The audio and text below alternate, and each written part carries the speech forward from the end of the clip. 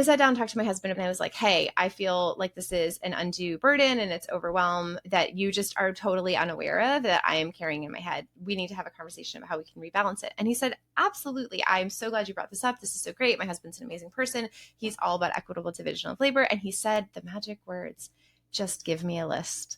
And if you've ever heard anybody say, just give me a list, and you want to punch them, you're not alone, because that was my experience.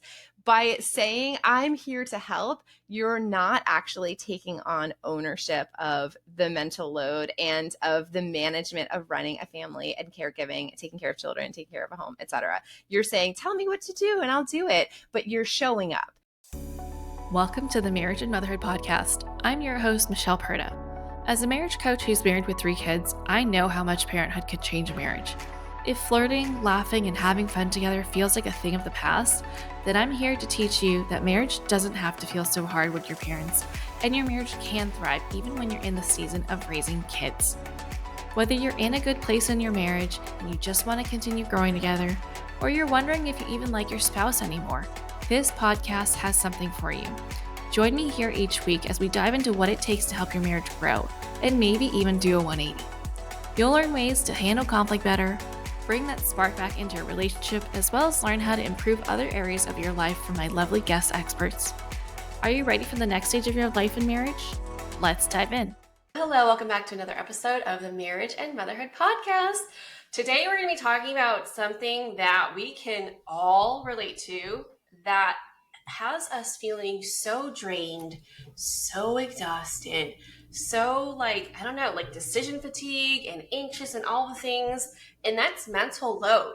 So I have Hannah Morgan here today to talk about why this is such a big deal and what you can start doing to shift away from feeling so drained to feeling more empowered as the CEO or co-CEO of your house, so that you can spend your time and energy doing things that you want rather than feeling like you're always so inundated with day-to-day stuff, feeling too tired to do anything fun, feeling like decisioned out to plan anything with your husband or with your kids. And so, Hannah, can you please share with us how old your kids are, where you live, and talk to us about your business, Heron House Management? Yeah, thank you for having me. I appreciate the invitation. It's nice to be here and to chat with your listeners. So I founded Heron House Management in 2023 out of my own experience of becoming a mom. My first was born 5 weeks into lockdown of the pandemic. So 2020, he just turned 5. I have a almost 4-year-old and then a freshly minted 1-year-old. So I've got 3 kids at home. I live in St. Petersburg, Florida with my husband. And yeah, it's been a really fun journey starting this business and being able to have so many conversations with people like you, people on the street, my friends, our clients, everybody, about the importance of recognizing mental load, the impact that it has on our stress, our nervous system, our relationships, and then what some solutions are to help relieve that sense of mental load draining us and impacting every aspect of our lives. Yeah, so when we talk about mental load, I can't help but have it associate with our idea of self-care, right? When we're taking on mental load, a lot of us females here, a lot of us moms, are living under the impression of how we were raised, right? So I don't know about you, but I was raised by a mom who literally did everything. My dad brought home a paycheck, but so did my mom. And my memories basically involves my mom doing everything for the house and for the kids. And my dad would just be watching sports or out. And so a lot of it fell on my mom to take care of. Planning the birthday parties, getting us to school, the clothes, and everything like that. And so with the mental load, what did you notice with how that affected your experience of motherhood and marriage? And what was your aha moment? Okay, this is not sustainable. This is not going to work because this is not who I want to be.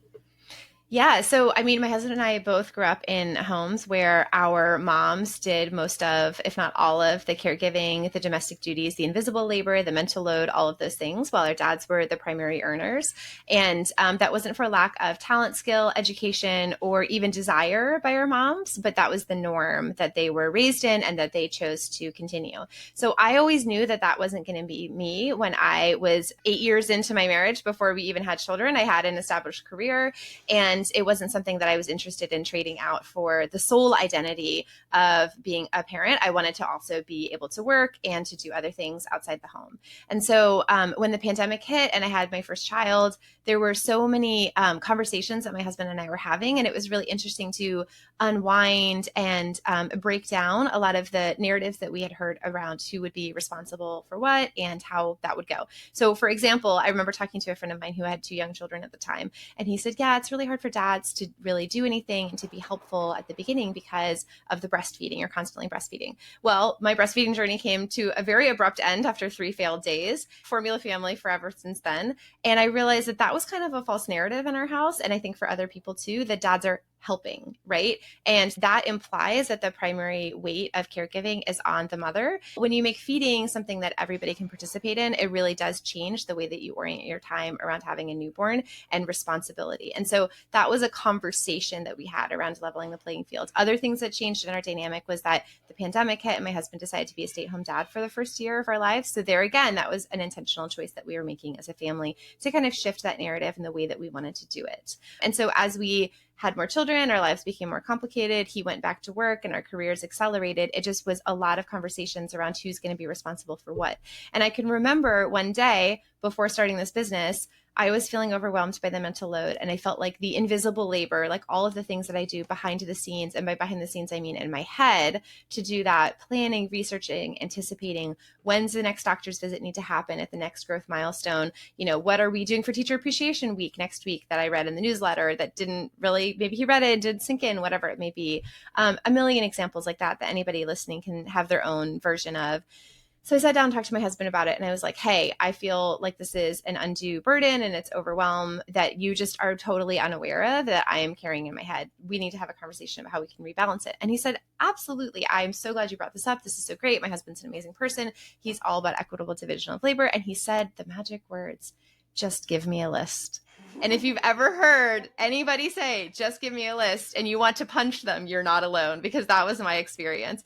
By saying, I'm here to help, you're not actually taking on ownership of the mental load and of the management of running a family and caregiving, taking care of children, taking care of a home, etc. You're saying, tell me what to do and I'll do it, but you're showing up. So when I started the business, that's what I wanted to replace is I didn't want to have a person like a virtual assistant, which is what other services were offering, that I had to tell what to do. I didn't want somebody that was going to follow me around virtually, obviously, and be able to clean up little messes and take care of little tasks and schedule little appointments. I wanted somebody that was going to say, hey, you have not been to the dentist since we started working together. I'm going to get you a scheduled appointment for cleaning every 6 months and x-rays and a checkup every year. That's the kind of thing that I don't want to do. It's not on my to-do list. It's not on my radar. I've got other more important things. I need somebody else to really realize that those things aren't happening and manage them and make them happen. The bigger picture things that I just feel like my brain is too full to be able to handle. And so with our clients, I always say, what are the things that are in the black cloud following you around that haven't even made it to your to-do list? Because on your to-do list is usually the things that are in front of you that feel manageable, that you feel safe writing down on your to-do list because you know you can accomplish them. But there are always bigger things that haven't made it to the list yet that feel too ethereal, too overwhelming. You're not actually sure when the car registration is due. You don't really know what you need to do to solve that problem. And so it just follows you around. That's how the mental load increases. And it's very much invisible because, you know, your partner can't read your thoughts. And so to be able to make that invisible load visible by having these conversations and to bring in a house manager that was able to truly own some of these projects, as well as help with the execution and managing the success of them, was an absolute game changer. It's been a game changer for our stress level. And I wanted to be able to share that with others when I set up this business and thought, how can we really shift the conversation around how we value this work? If you put a dollar value on it, all of a sudden it becomes valuable. And I've had a number of conversations with people who say, well, my husband doesn't want to pay for this because he doesn't think that it's worth the money. And to that I say, that's because you're doing it for free. and he has never had to pay for it. And you guys have never thought that that's something that had a dollar value on it. But they say if you add up all of the duties of a stay-at-home mom and you tried to outsource them, it would cost over $100,000. That should be a six-figure job. But as a culture, we don't appreciate and we don't recognize that caregiving that has traditionally, historically been done by women. So we're here to change that conversation. And that has been the really fun part about this business, is that it's seeing a light bulb click in people when they realize that what they've been doing has market value and it should be recognized and appreciated. I love that so much because, yeah, it is a lot to take on. And sometimes it's easier for a lot of people to just be like, forget it, I'll do it, because I don't want to have to train you. I don't want to have to explain what to do or fill you in. And people automatically assume the mom's going to do it anyway. Yep. It's funny. One of my neighbors, he's a stay-at-home dad, and he was going to bring food instead of his wife, because his wife is the one that works. And they all assume that they should fill in the wife and like have her in the group text. And she was like, no, you've got the wrong, insert their last name. It's actually this person. Nice. And so I love to see that there are more stay-at-home dads out there now, and that this is more of a conversation about mental load. And yeah, it does shake things up in a marriage, because if you grew up with a family where like that wasn't a topic, mental load wasn't even a concept. It was just like, this is just what moms do. This is what it means to be a good mom, to play the martyr, be super selfless, to ignore her own needs and take care of everything her kids need because they are the center of her universe.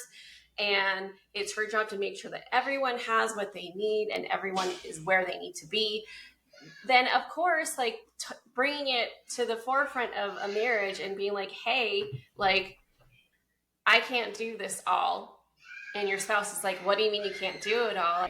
So I can only imagine how difficult that kind of conversation can be when you first bring it up. And both of you were raised with the mom role taking on all of that. And that can cause some conflict, right? So luckily you didn't experience that with your husband. He was more than willing. Of course, he just didn't know the right verbiage to say. Normally, like the dad would take on the supporting role. But now we're in this generation where we're like, no, that is not good enough. We need you to take an active role in like co-piloting how our lives work so that it can run smoothly, not just treat me as your manager or your mom. Like, I think that's what wives hate to do, is like feel like they just have another child. And that just creates resentment anyway, which is a whole different story. It's like poison for your marriage. And so if you're struggling with communication, listen to my other episodes. We're not going to dive into that piece so much in this episode, but I want to go into how you have been able to use systems and changing the way that you're doing home life so that it can encourage more of this co-ownership and relieve what it means to be a wife, what it means to be a mom, and all of that, right? So what have you done at home that has changed your home life for the better? And so like, what did it look like before and what does it look like now? And how did you go about doing that? Yeah, so there's a couple different ways you can approach this, but there's luckily a lot of really good tools out there for how to have these conversations and how to build those systems. So I always recommend the Fair Playbook. It's a really great primer for how to redistribute the deck, which is what they call the 100 cards of all the things that you're responsible for in a home. And then every week you say, who's going to hold each card that's applicable for our family. So that's one way to do it.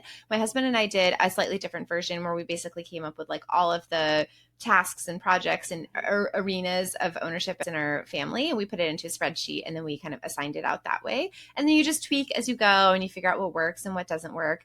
And what's interesting to me about the Fair Play method is that they have these different roles that you play. And the idea is that the person who holds the card is responsible for it in full. My husband and I do it a little different. differently.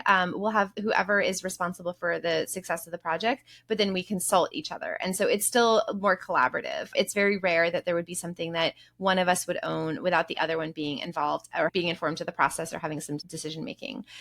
So anytime you can set up systems, that can be really helpful because that's where it does minimize those conversations. So having a family calendar, that's low hanging fruit. I always recommend that as the first thing for our clients to do. And our team of house managers, their house managers assigned to them will help them set it up if that doesn't already exist. So just having a shared space where you can see everything that's going on in the home, all of the doctor's appointments and after school activities, days that schools are closed, all those kinds of things. Because when that information is being carried around in one person's head, they become the sole owner of it. And so you really need to get it out of your head and into a publicly available space, because that levels the playing field for who could be involved, engaged, and ultimately responsible for it. So there's a lot of things you can do with calendars as far as like color coding and who owns it, et cetera, et cetera.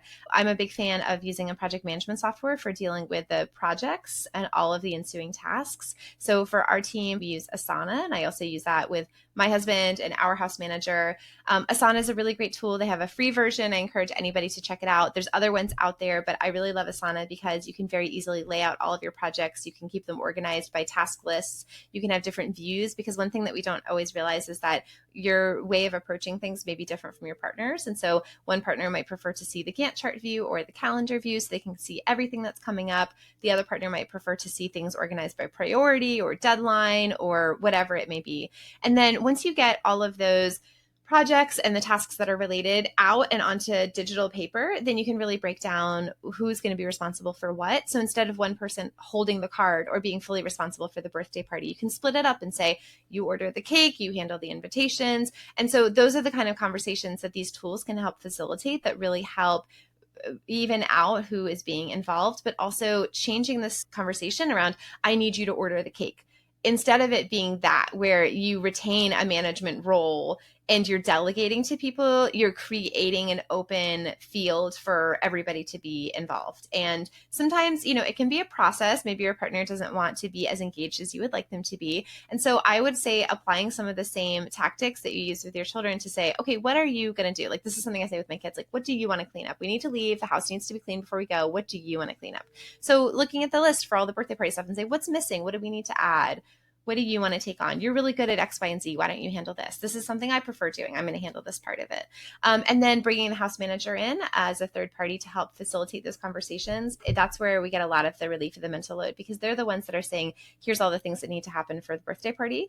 And in an ideal world, your house manager is able to take ownership over the things after getting decisions from you, take ownership over executing all of the things that don't need to happen in person. So that's where some of the magic can happen as far as setting up systems. There's other things like, we have a bunch of spreadsheets that we have developed and we sell on our Etsy site that allow you to do things like get all the information for all of your pet sitters in one place. And it sounds small, but when you're going on vacation, a lot of times you don't necessarily prioritize arranging for pet care, but whoever has the caregiver's phone number is going to be the one to organize it. And you're like, oh, well, this person can't do nights and weekends. This person's more expensive. This person is out of town this month. So having like a central hub where all of the information, the notes, the context, et cetera, is all housed can be really helpful, because it relieves your mental load, because you're not constantly trying to find that piece of paper where you wrote down somebody's phone number. And you're also able to bring other people into the process, whether it's your partner or your house manager, to be able to facilitate childcare, pet care, house care, whatever it may be. So those are systems. Those are a few examples of things that I really recommend. Meal planning can be another one. You have set meals that you do every week, or some iteration of set meals, so that you have, some consistency. And the whole idea is that you're able to preserve your brain power and your mental energy and your emotional energy for things that are more important. So making those big decisions instead of making the little ones. So an example is in the morning when I'm getting my kids and everybody's getting out the door for work and school and all those things. We're all trying to head out the door. It's very well orchestrated in my house, because there's no question of who needs to be doing what, where you need to be when, and what the sequence of events is. And that allows us to show up for work and show up well preserved with our mental energy, because we haven't wasted it on all this like micro decision making that ends up fatiguing you. So those are a couple of examples of systems and how they can really benefit your home and yourself. Yeah, and I think what you're getting at is like, hey, if you notice that you're making the same decision over and over again, or if you're constantly looking up the same information, notice that that's a pattern. And there's a solution to that. Like Yeah. have that accessible for you, like the directory of the pet sitters and the meal rotations. I do that too. Like I use Yeah. Google Keep because I'm an Android user. And anytime I come up with a recipe or a recipe that I enjoy, I always tag it under meal rotation. So anytime I'm like wondering what to make, but I don't want to have to go figure out, okay, what's a good recipe? I am just going to let inspiration hit. I'll just look up the tag and be like, I feel like eating that. Okay, cool. And I'll set it for the whole week. And then I know what to do to go grocery shopping. And even just putting the grocery list in order by the layout of the store is helpful too. Because then you're not scanning through the list 50 times while in the grocery store. And also involving your kids is a huge thing. Yeah, right? for sure. Not only is it less work on you, you're also teaching your kids how to care for themselves when they're older. You're teaching them confidence because they feel like they are accomplishing something. You're helping them be a team member in the family. I'm very much in the mindset of, hey, we all live here. We all got to take care of this house together, whatever that looks like. Like even my 5-year-old does stuff, right? She folds towels and she puts utensils away. She sets the table. She clears the table. Like all of that stuff, though little and does require some bit of training, in the long run, like you get to be hands off for that. You can be like, okay, time to clean up, and everybody does their part. And it's such a relief to not be that mom who's like constantly having that conversation. I feel like I'm doing everything. Nobody wants to help me. Does anyone care how I feel? Like that is a really tough place to be. And so if you are feeling like that's your life right now, where you are being taken for granted, where you feel like you are growing more and more resentful every day because the tasks that you own just seem to be growing and growing while everyone else is living their best lives, and you're like feeling like you're Cinderella, then it's time to change something. Incorporate some of the systems that Hannah mentioned, incorporate some of the things that I mentioned. I'm sure ChatGPT can help you with some ideas too. There's also charts where they share age appropriate chores for your kids. Like that has been a game changer. I'll show my kids too, and they're like, what? I can do? Yes, you can do all those things. Isn't that incredible? Now let's do that. So even my 8-year-old now, like I have him roll the trash bins in and out. It's like, you can do all of this. You are fully capable. And he feels good about it. It's like, cool, you're earning your keep. Well, ultimately, it's about who's responsible for the well-being of the home. And I think the outdated script is that it's woman's work. Domestic duties are a woman's work. And that's a narrative that I'm not interested in perpetuating. And I think that most women would agree, because when they take stock of how they spend their time, and the statistics don't lie, that women, even without children, are spending a disproportionate amount of time on caregiving and home duties in a heterosexual relationship compared to their male partner. And that's problematic because that's eating away at your personal reserve of energy to be able to invest in yourself, your passion projects, relaxation, advancing your career, spending time with your kids. Like I had this moment of realization when my oldest was maybe 3 or something. And he said, oh yeah, me and, Hawk, his little brother, and daddy and I are going to play this game while mom cleans up. Mommy can clean up while we can do this game. And I was like, okay, we are going to shift this narrative immediately, because he saw me as the person that was always tidying up. And that's because I felt like my threshold for tidiness was higher than my husband's. And so I was always like keeping things tidy. And I was like, that's not how this works. We all take responsibility. And so, my children are young enough that they don't have an allowance at this age, but we do give them money for jobs. They get a quarter if they do a job. And we've had to have the distinction with them that doing what you're supposed to do to clean up after yourself, to clean up your toys, to put your plate away, other responsibilities, that's not a job. That's you contributing to the household, because it's your house too. And so, I think that's one of the first things I often tell our female clients and women who I have these conversations with, who even the ones who don't work with us, is say, it's his house too.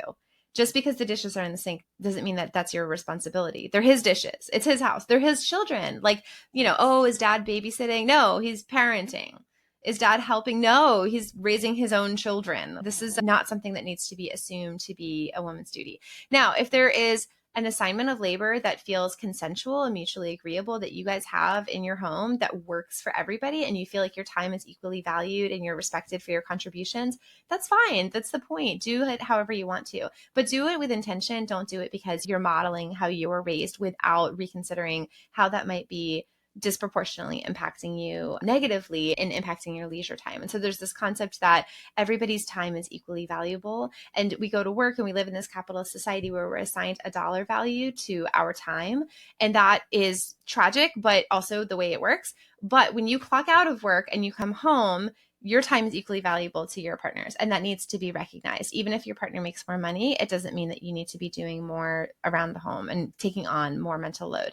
And it kills me when I see working women who work as hard as their husbands, they make less money, and they feel like they need to be the ones that have a flexible job, maybe that pays less because they need to be more available for gaps in childcare, sick kids, whatever it may be. And then they're also doing that second shift of caring for the home. It's like, that's doubly unfair. And so it's important that we have these conversations that allow us to really redesign our life in a way that allows for maximum empowerment, because otherwise we're just going to be perpetuating the systems that hold women down and hold women back. And that's unacceptable. It's 2025. We're not doing that anymore. Mm-mm. And yeah, I mean, I even have those conversations with my son, right? He's 8. Thankfully, my 5-year-old is like more than wanting to help. She's always like, what else can I do? What else can I do? And my son is like, when can I play video games? When can I go outside? So then I always have a reframe for him. Like, okay, so when you don't clear your place and when you don't put away stuff after you played with it and it just sits there, do you know what you're telling other people in this family? That it's their job to take care of it, to finish the job for you, and that their time is not as important as your time. Exactly. Because you want to go do something. Do you think that we also want to do something? And then he's like, oh. Yeah. Okay. So it's like not on purpose, but I think these conversations need to happen with our kids because that's what's going to shape the next generation of partners, right? If you don't want to raise your kids to fall in line with what we have traditionally seen, then those conversations need to happen now, in you setting your boundaries, in you advocating for your own time, in you having these more important conversations about, okay, who's doing what? And I always say, when you have these conversations, don't delegate it. Right? Yeah. Don't be like, okay, husband, you're going to do this, and kids, you do this, because you're still taking on that managerial role. Instead, all of you come together, list out all the things that need to be done, and you can ask them, okay, what did I miss? What are some things that you need to add? Because, of course, they're going to have some things that you didn't keep in mind, whether it's like garage-related stuff or like quote-unquote dude stuff, right? Then awesome, add that in, because that is also stuff that maybe sometimes we don't really pay much attention to or prioritize, but it's still important to the overall functioning of the family. Yeah. At that point, then you could be like, okay, let's take turns, or however you want to do it, to cherry pick. What do you prefer to do? Because we're always going to have an easier time owning and delivering on things that we chose. But if someone's giving it to us, you might have a hard time doing that, right? But if you're like, okay, well, this is just how it worked out, awesome. It's like taking turns with a board game. Like, that's just how it's going to work. And you can always change it up quarterly, monthly, yearly, however. It doesn't have to be set in stone. Point is, you get to do this however you guys want, however you guys agree, but have this conversation so that you can change how the balance works at home, because it's all about harmony. It's not so much about, okay, well, if I do this, you have to do this. Like, your workload's going to be different seasonally, right? Like, whether you're a stay-at-home mom or you're a working mom, it doesn't matter. Your busyness and your stress level fluctuates just like with your husband. And so work with it. Be partners. Be flexible with each other. Back each other up. You chose to do this life together to support each other. So lean on that. And plus, when you feel like you have true partnership with these systems, with the proper division of labor and sharing of the mental load, guess what you're going to be more available for? You're going to be more available for connection, for healthy communication, for intimacy, because the resentment won't be present anymore. You'll feel like you guys are working together rather than you having yet another kid. So if you're at that point where you're like, okay, we are maxed out on time. We have had the conversation. We're both owning stuff, and yet we are maxed out. Hannah, can you tell us more about the power of delegating and building a team to support the family, and even just like dismantling this concept of, hey, within your home, like, you have to figure out a way to do it on your own. Like, if you hire help, that means that there's something you're not doing right. Like I know that some people would be like, oh, you need help. It's condescending view on people of like, oh, how can you not do it all? Like not just the mom, but like between the parents, how come you need help? Or like, what does that mean about you? So a lot of people have trouble asking for help or hiring out and like thinking that they get to have that. So can you tell us more about like what delegating can do for a family and how things have shifted for you and your clients as soon as they have hired out for help? Yeah, so I think the narrative is that women should be able to have it all and do it all. And that's very outdated because I think that concept was women trying to prove that they could be domestic queen as well as work outside the home. And the reality is men have never tried to achieve that. And so it's an equal partnership. Everybody needs to contribute. It shouldn't solely fall on one person. But regardless of the distribution of labor in your home, a lot of times having somebody else to support you is a net positive because it gives you that time and emotional space back. You don't need to be ultra busy or ultra wealthy to be able to bring somebody in. So home management, house management is typically an on-staff role. It's a six-figure salary. It's somebody that lives or spends a lot of time in your home and is on site. And that's typically something that very high earners will have in busy seasons. They also have estate managers and property managers, like all kinds of people. And so our idea by creating this service fractionally is to be able to bring the benefit of that service in an affordable way. So I recognize that any time that you're paying for a service that technically you could do yourself, that may be something that's not in everybody's budget. And it's important that we recognize that. And these conversations in and of themselves is a lot of the value and the mission of our firm and what we do. We also provide the services to those who come to us and want to work with us. And then we also have the systems and the tools that we've built that we are available on our Etsy shop, as well as tons of free content. We've got a weekly podcast, a weekly blog, all kinds of things to help lift up these conversations about making invisible labor visible and making it valued. We try to bring a lot of value to these conversations, and I've seen a lot of light bulbs switch. When people come to us and they're ready to work with us, yeah, sometimes they do feel like it's a big pill to swallow to ask for help. And I always remind them that not only is there no shame in that, but there's some, I think, point of pride of realizing that you're in a busy season and that you'd rather spend your time other ways. And so I always like to say that our house manager helps us chew all the things that we've bitten off, because my husband and I are notorious for biting off more than we can chew, and she helps us chew it. And so, when you bring somebody into your team, I want that to be an empowering experience for you and something that provides that sense of camaraderie and teammanship, as opposed to being another person that you have to manage. So when people come to us, or even when they're just talking about the concept, and they ask how it works, I often will say, take mental stock of the things that you're responsible for over the course of a week. Just make a little note, preferably write it down so it's not one more thing to carry around in your brain, of all the things that you're doing and managing and anticipating, the research that you're doing. Make note of all of that. And as you're doing it, think to yourself, is this something that I enjoy doing? Is this something that I'm good at doing?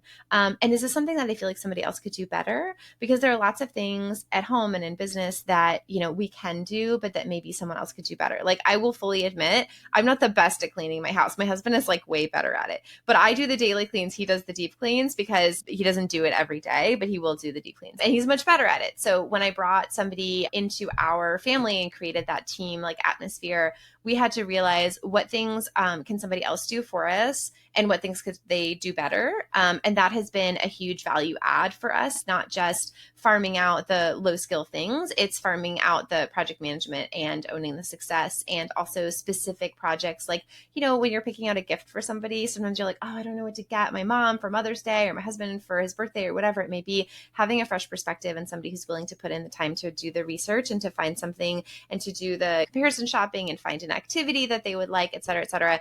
That's something that maybe like you wouldn't go all the way to the end of the road on that one. So that's an example of bringing somebody in that could be better at it, but also maybe somebody that's more organized. We have a lot of clients that struggle with ADHD. And so bringing somebody in to be in that management role to make sure that all the pieces are moving forward, but then also to do the execution can be a game changer for our ADHD clients. So those are just a couple of examples of how we work with our clients. Almost immediately, we hear them say that they feel relief just from that partnership of bringing somebody into their team.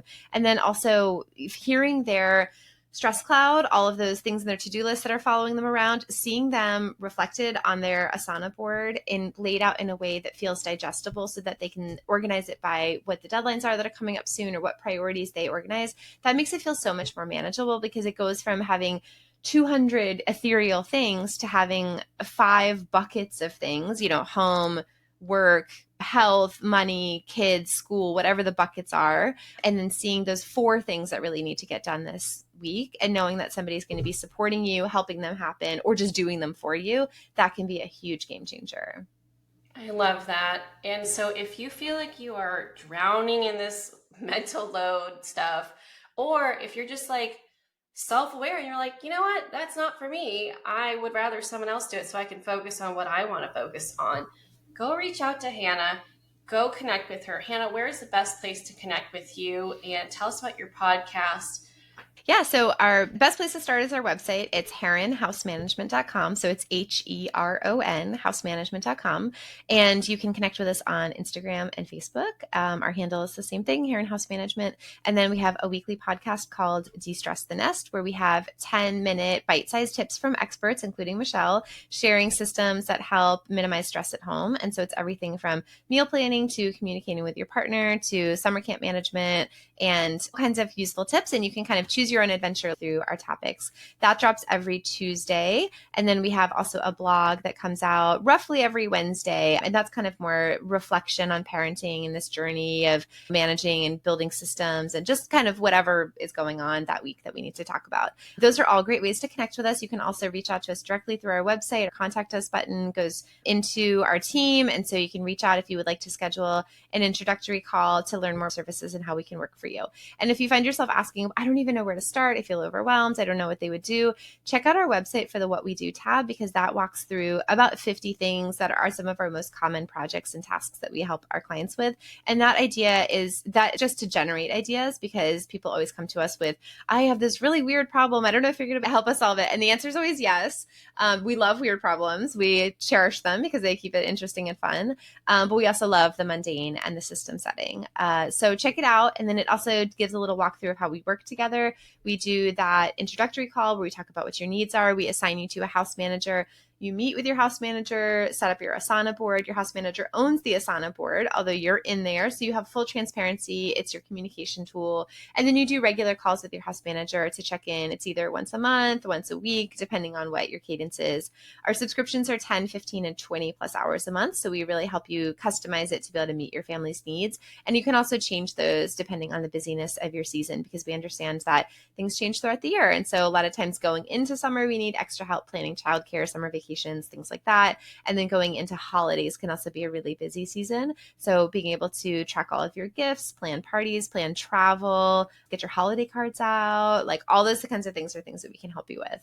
Amazing. All right, ladies, go connect with Hannah so that you can learn more about how you can simplify your household and reclaim your time back to do whatever is more important to you than all this stuff that we feel like is just inundating our lives, which is especially true for now. As we're recording, it's May, and the newly dubbed phrase Maycember is such a real thing. Okay, like I'm feeling it hardcore right now. But anyway, go connect with Hannah. And if you know someone that could benefit from listening to this episode, please share this with them. And if you love this show, I would so appreciate it if you leave a rating and review on Apple Podcasts or Spotify.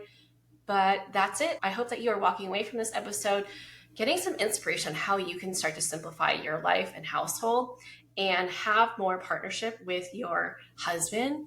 And that's it for this episode. I will catch you back here on the next one. Bye. That's it for this episode. I hope you enjoyed it as much as I enjoyed making it. If you did, please send me a message over on Instagram at Michelle Perta Coaching to let me know what you loved most about it. Hearing from my listeners is my absolute favorite. And if you've been loving this podcast, please leave a rating and review. This will help people like you find the show and get the help they need. Catch you here on the next episode. Bye.